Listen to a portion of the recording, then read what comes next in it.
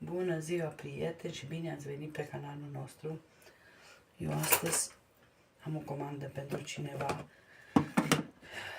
adică fata mi-a dat comandă pentru un bărbat care își ține ziua și să-i fac niște cornuri sărate. Eu acum fac aluatul. Deci normal pentru aluat ne trebuie 1 kg de făină, 2 căni de lapte, o cană de ulei, o cană de 200 de ml, 2 plicuri de drojdie uscată, o linguriță de sare. Deci punem la zahărul 2 linguri de zahăr, punem drojdia,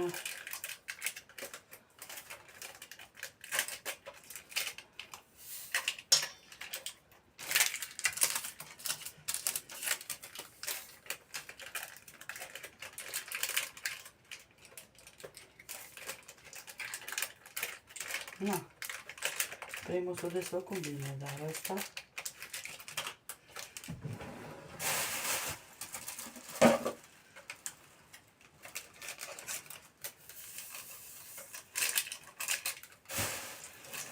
așa.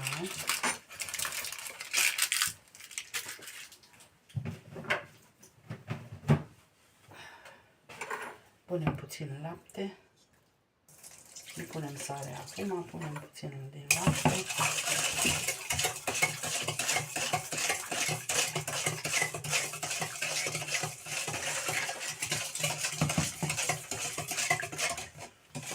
Punem făină. Făina mea are 1,2 kg, dar 1 kg nu trebuie.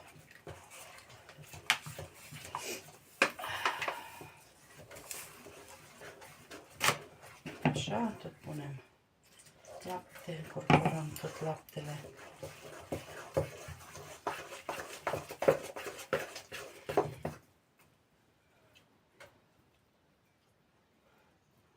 Punem sare.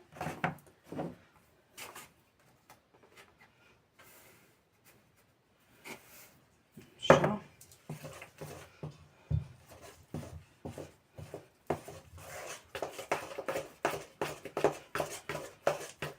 Punem și din ulei puțin.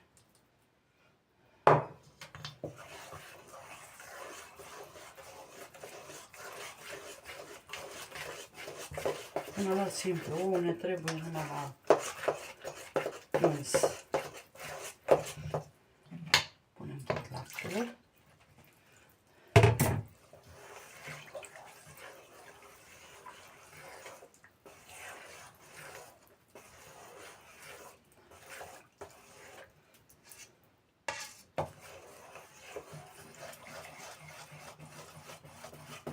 Facem cu lingura până facem un aluat. Așa, mai punem din ulei.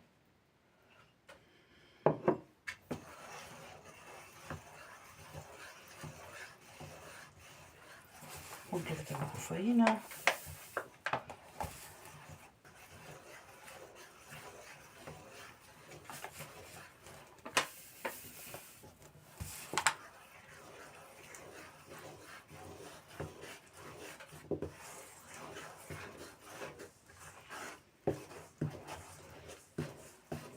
De poate fac și ceva cu vrigi. Vedem. Așa, mai punem din ulei.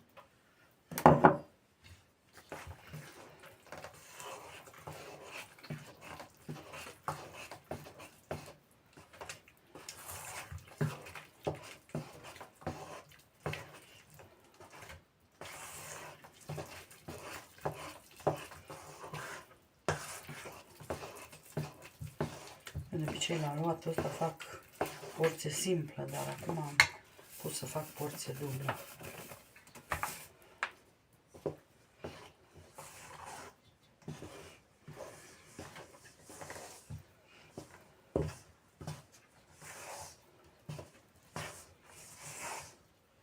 Haideți să ne băgăm mâna.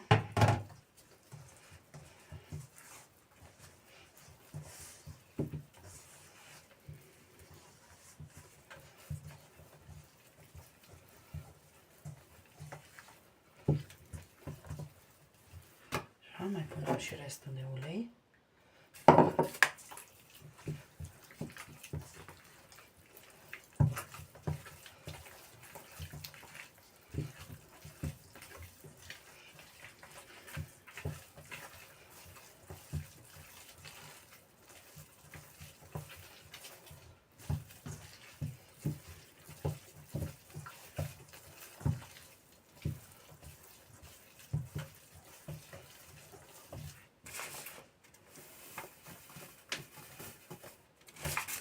Deci mie trebuie să-mi rămână 200 de făină. Că Punga are 1 kg 200, o luat la ofertă.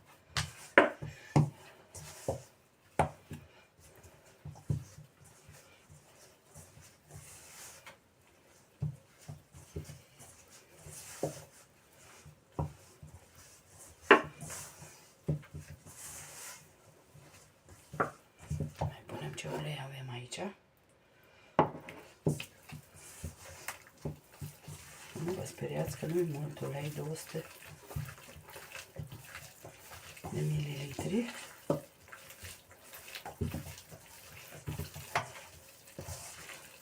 Că uleiul le ține și a doua zi moi.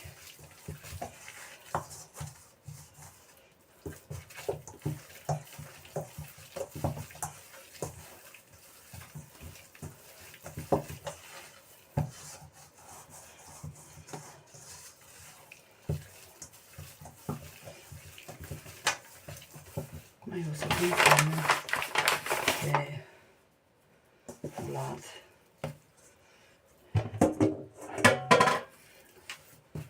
Și să le frământăm un pic.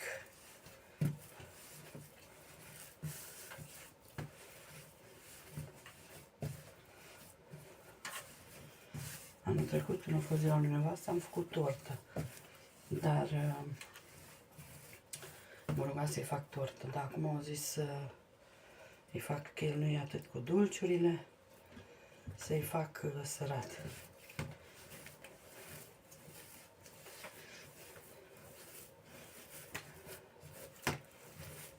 Am zis, da.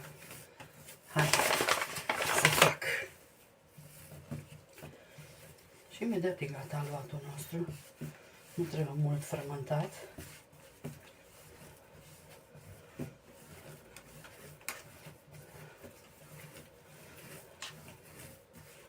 Atât. Deci nu mai trebuie mai mult frământat. Uitați ce fain e. Mă pun puțin ulei, mai să lung ligheanul.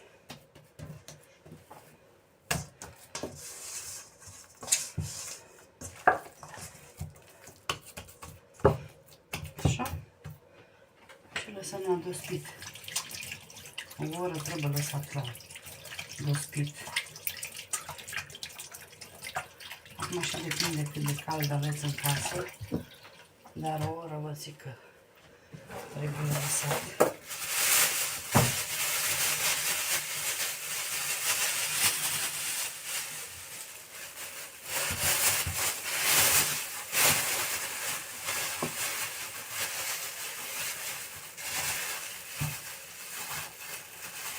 Și o să revin.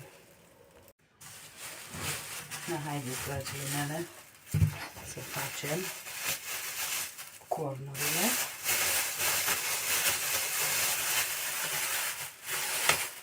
Uitați, eu o să le împart în două.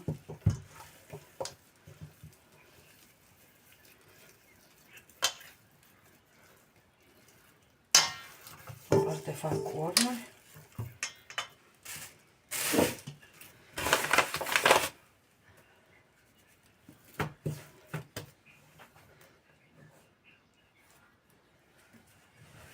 Parte las și o să fac toate covrici.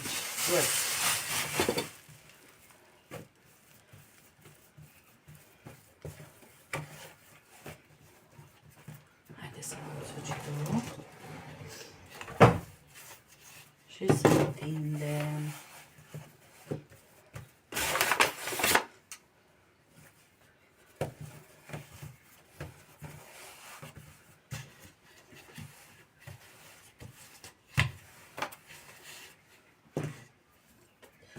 vreți să le faceți dulci, puneți mai mult zahăr.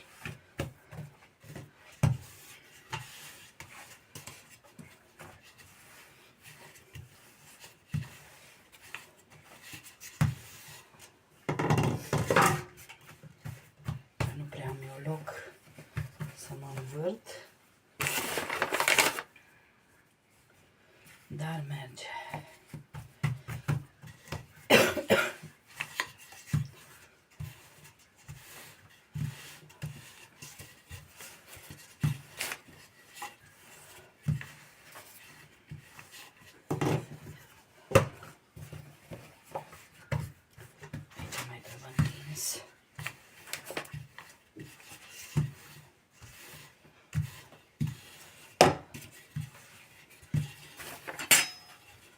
Mai le lăsăm la crescut după aia.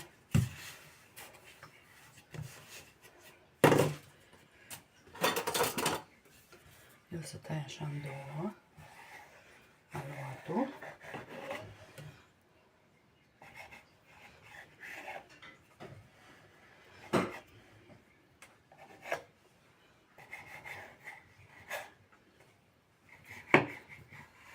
Haideți să văd dacă nu merge cu aia de tăiat.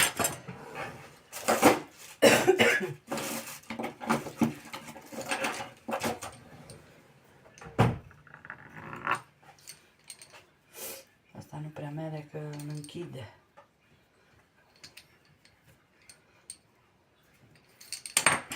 Tot mai bine tai cu cuțit.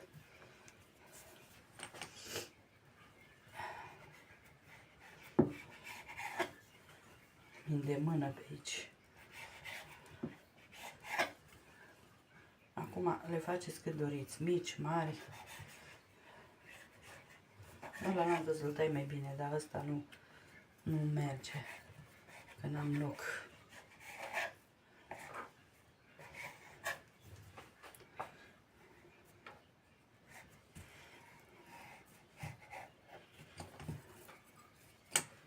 Haideți că mă duc să-mi aduc cașcaval și după aia vă arăt. Eu am numai din ăsta felic, ăla l-am înghețat. Și atunci pun din asta.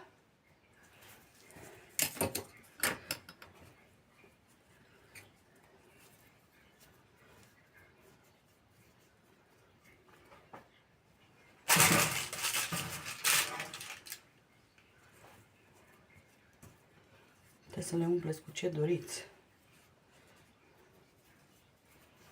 Puteți să le umpleți.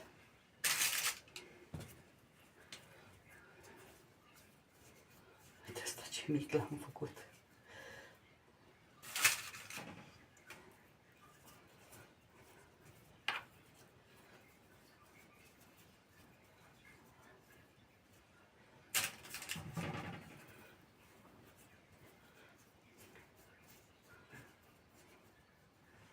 Nu poți să tai. Aici am lumini de mână.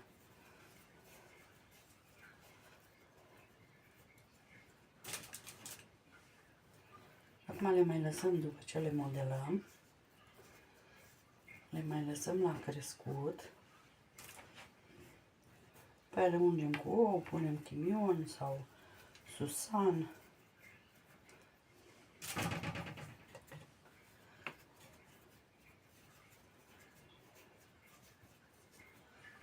Așa. Haideți să tai.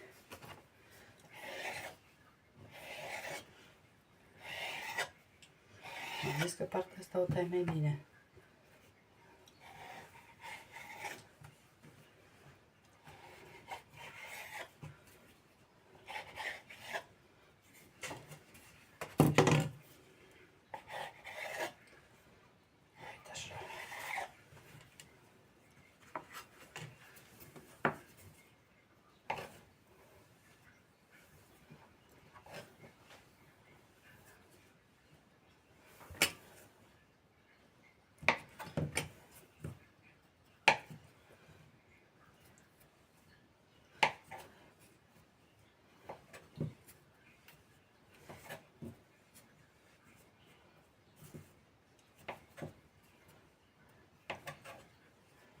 Așa, hai să pun și pe asta. Îi dau eu forma.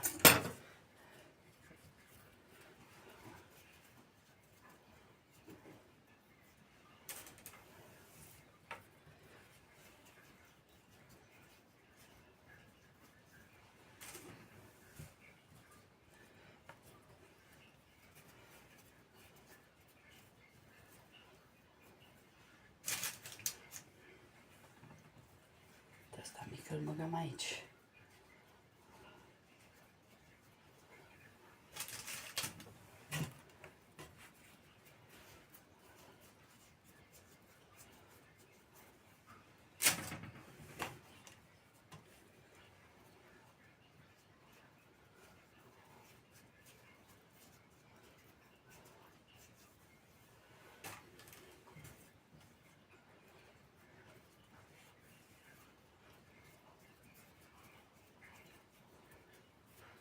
Puteți să le faceți așa mai lunguiețe aici, dar mie nu mi le plac.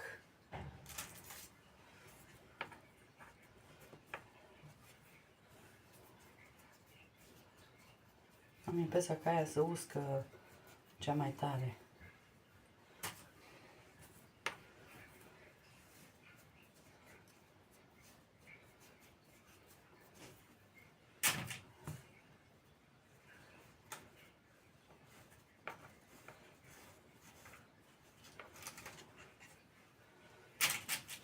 Așa, stați că mai iau din aluatul ăsta, e prea mult aici pentru covrici. Nu uita să-mi fac eu acum și porțile pentru covrici.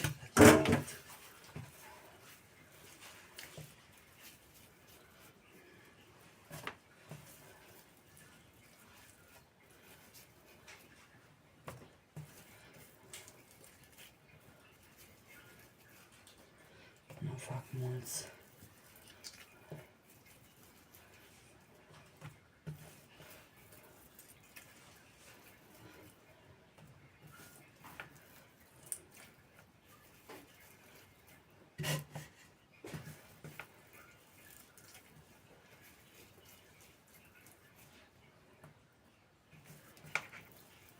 Fac 8 și restul las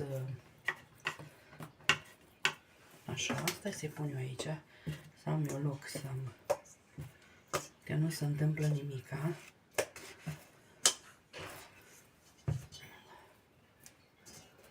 văzut unul mic. Așa, și acopăr. Și ăsta la îl facem tot cornul.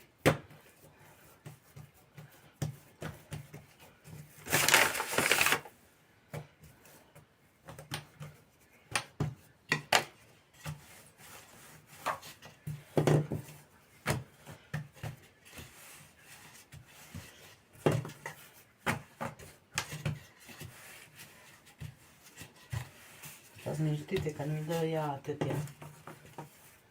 Nu-i dă, să zic, dacă îi dă vreo 10, îi pune într-o pungă din aia specială și eu mai cumpărat. Probabil o sticlă de vin sau...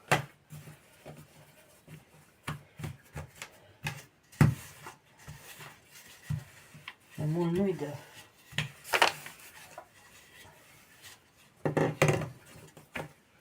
Da, poate să-i dea cât vrea, că noi, pentru noi, eu fac.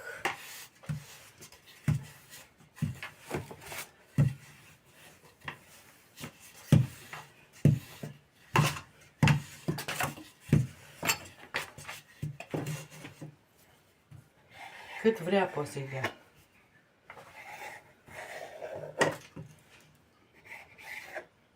Vedeți, acum am tăiat altfel.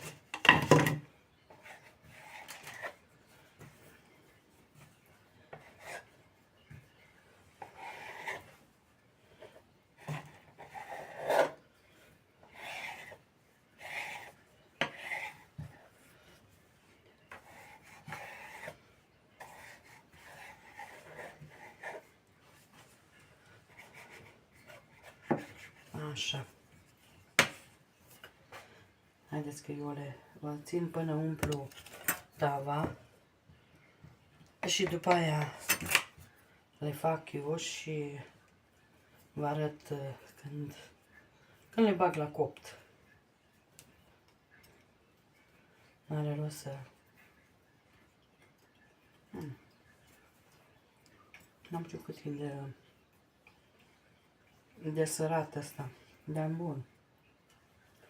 Nu-i sărat tare.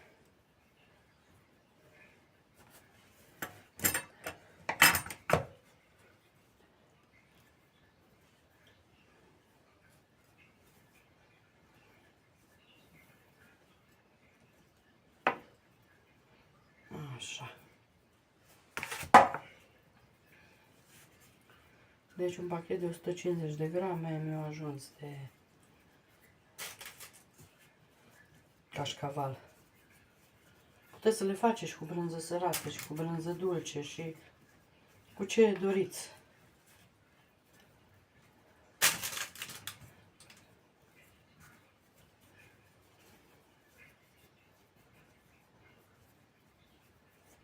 Facem unul.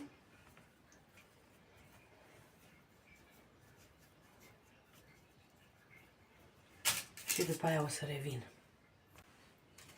Uitați, așa am modelat și covrigi. Eu acum nu mai v-am arătat că ați văzut. Îi las la dospit.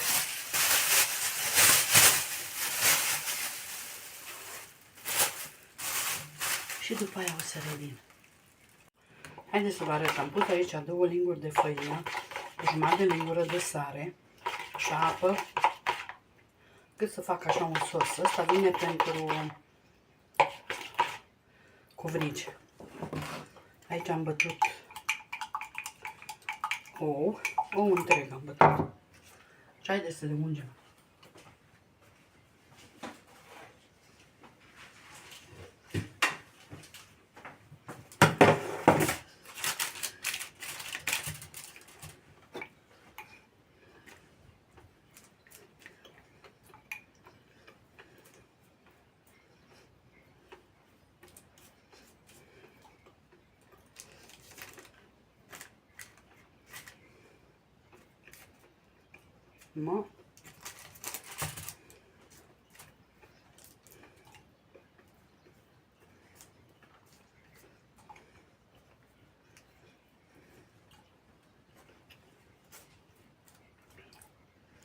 Am făcut o tavă mare și una mică, suficiente.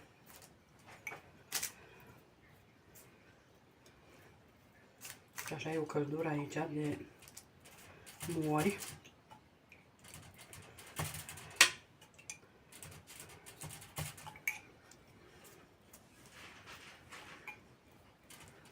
În prima tavă să o dau la cuptor, că cuptorul l-am dat la 180, cred, așa.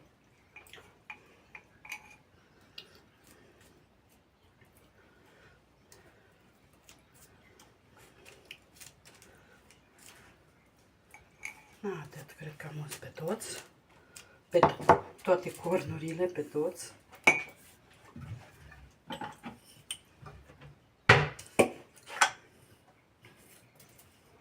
Punem susan, ăsta chimion. Partea asta pun chimion.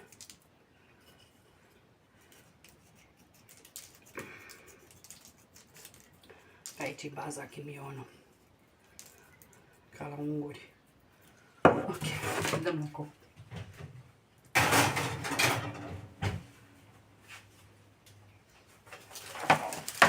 Hai să facem și pe ăștia lanți. Vezi că i-am pus mai lunguieți.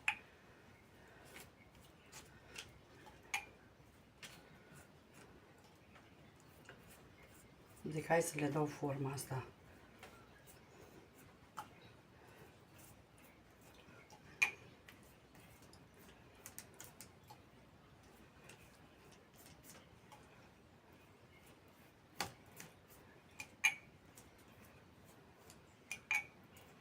Acum sper să-i placă. Dacă nu, altă dată nu mai fac.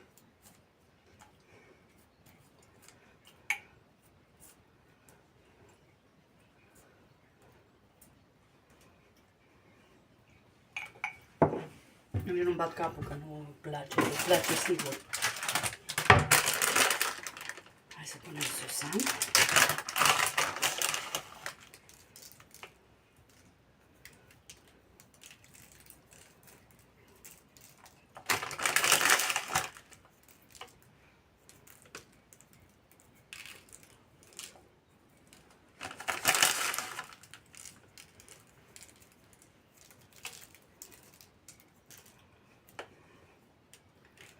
Nu știu dumneavoastră, dar mie îmi place susanul foarte mult.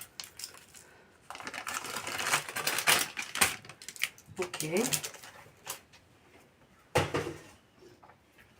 La departe, haideți să vedem covrigii. Asta ce fain am crescut și ei. Pe ei ung cu ou. Nu pun nimic acum. Îi bag cam 15 minute la cuptor. Și după aia îi scot și pun sarea și mai las câteva minute.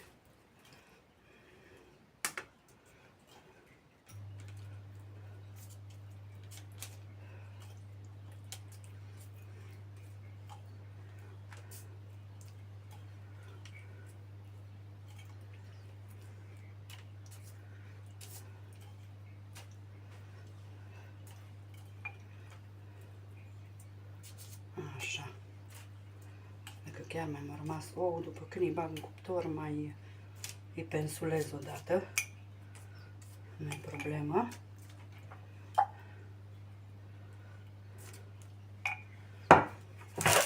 Ce fain este.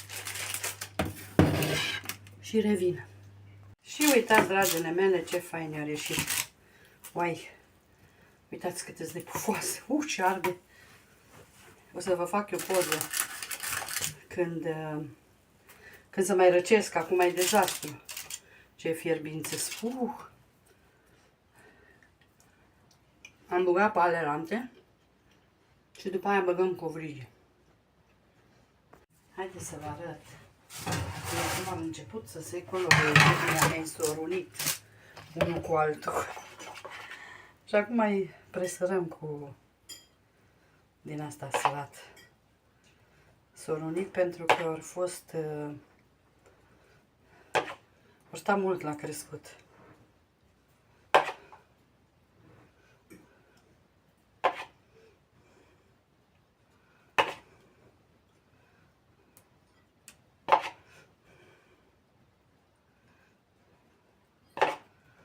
Așa, și mai lăsăm. Nu mișcați repede cu sarea ca să...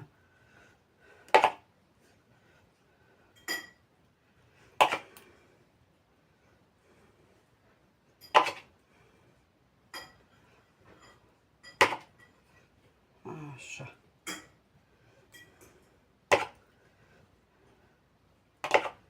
Bun.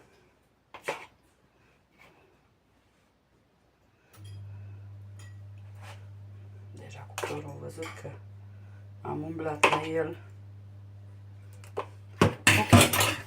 Și acum mai dăm la cop de tot. Mai vreo 10-15 minute. Uitați, așa arată și astălalte.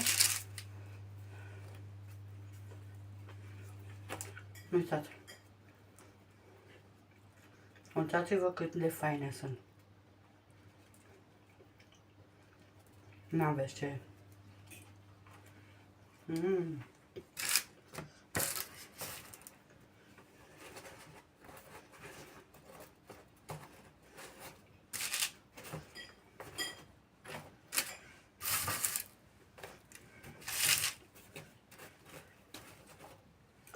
A ieșit o bunătate.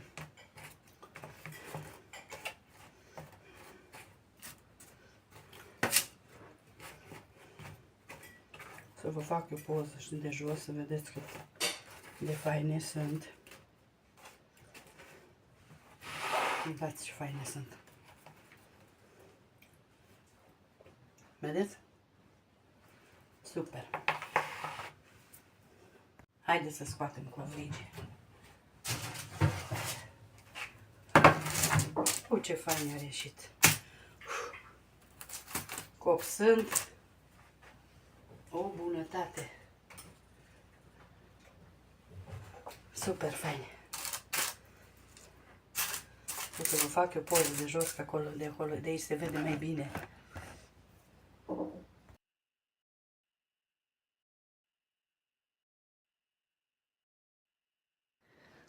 Și uitați, asta e rezultatul final. Covrigii mei care sunt super, nu pot să vă rup acum că ard de numai. Și așa arată cornurile. V-am rupt unul, ați văzut. Deci nu puteți, uitați. Vedeți? Sper să încercați și rețeta asta. Noi vă mulțumim și o zi faină vă dorim. Bye, bye!